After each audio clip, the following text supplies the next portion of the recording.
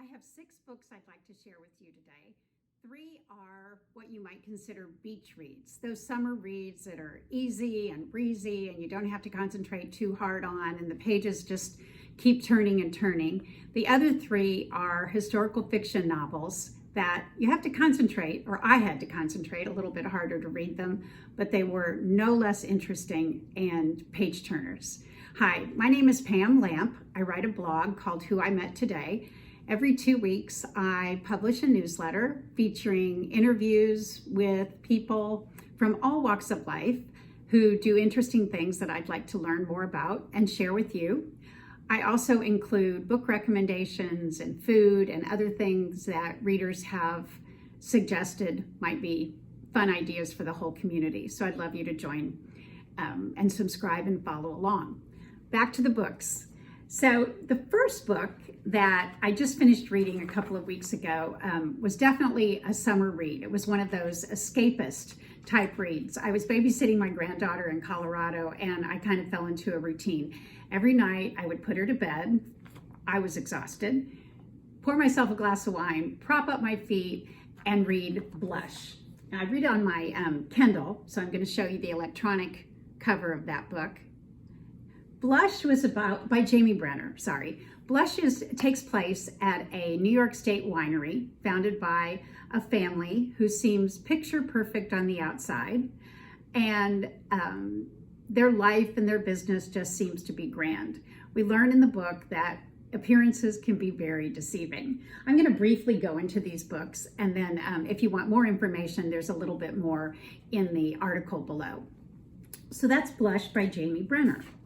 The next book that I'd like to recommend to you is called Fast Girls by Elise Hooper, and it is a historical fiction novel of the 1936, of athletes who went to the 1936 Olympic Games in Berlin, Nazi Germany. And the 3 women that are mainly described in the book they're true stories, and the obstacles that they faced were overwhelming and quite honestly unimaginable for lots of parts. Confession, I did skip to the end of the book to read the author's notes because I wanted to see if some of the things that these women were facing were true, and they were, which really makes for an interesting story. Some skipping around between time periods and characters made it a little hard to follow, but it didn't make it any less engaging. So I would definitely recommend Fast Girls to you.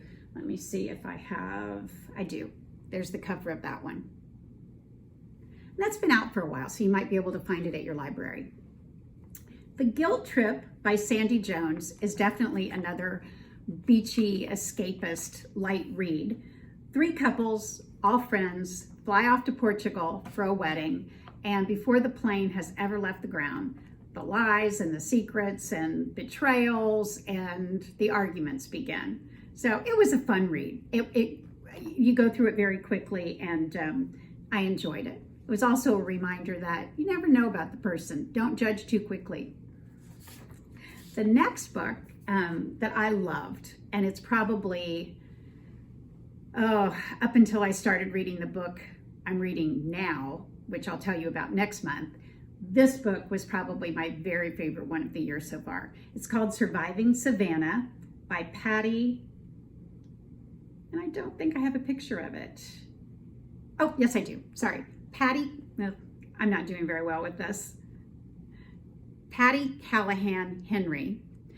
And if you have ever traveled to Savannah, Georgia, in the U.S., you've probably fallen in love with the charm and the elegance and the weeping willow trees. It's just a magical city. It's also hot and mosquito infested in the summertime. So back in the 1800s, when people didn't have air conditioning, the wealthy would board steamships and head up northern United States, and go to their summer homes and vacation for the summer.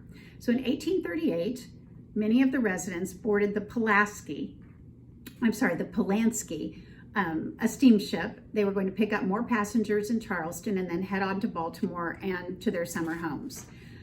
A boiler exploded. It was only one night at sea.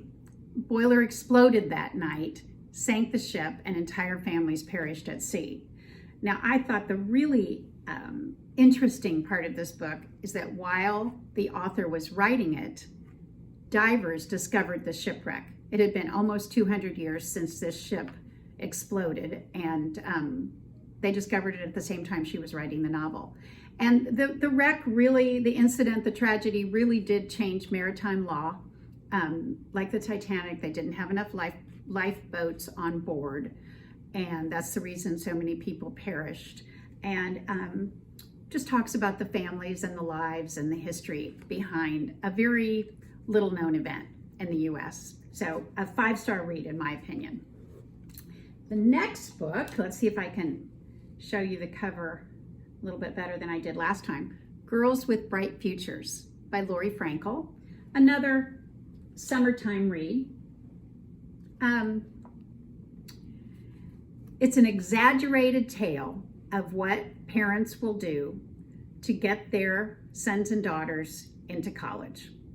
Not necessarily the college the child wants to go to, but the college the parents want them to go to.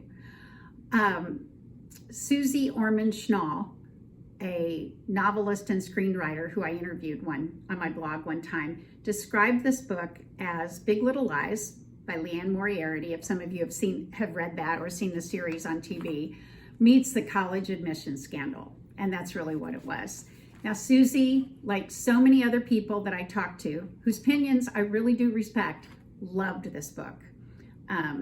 Discovery has purchased the rights for the book and is going to be making a series. I was not, quite honestly, that excited about it. It was fairly outlandish, and I wondered whether I was going to present it as a recommendation, but because so many people loved it, I thought, it's me. It just wasn't my cup of tea. But I read the whole thing. I enjoyed reading it. It just wasn't my favorite, and it might be yours. So I would be very interested if you've read the book, if you could comment and let me know what you think. The last book that I'm going to present to you this month is called The Showgirl by Nicola Harrison. I don't have a picture of the cover because I was lucky enough to get it as an advanced copy. It comes out August 10th, so I think if you ask for it now to your local library, you may have some luck getting it. I loved this book too. Another historical fiction. I'm sorry for all of those. A woman from small town Minnesota, St. Cloud, where I happened to be this past weekend for a wedding. She travels to New York and fulfills her dream as a performer in the Ziegfeld Follies. So it talks about the Follies. It talks about life in wild roller coaster New York City in the roaring 20s. This young woman thinks she knows exactly what she wants, leading this very rowdy life. And sometimes the things we want change. So I highly recommend that book. So I'd love to hear your comments about what you're reading.